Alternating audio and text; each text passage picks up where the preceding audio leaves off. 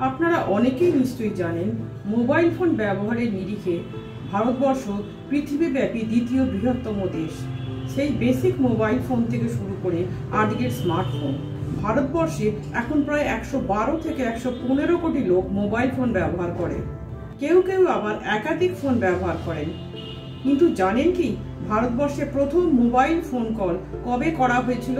কে করেছিলেন? 31শে জুলাই ভারতের টেলিকমিউনিকেশনের ইতিহাসে একটি উল্লেখযোগ্য দিন।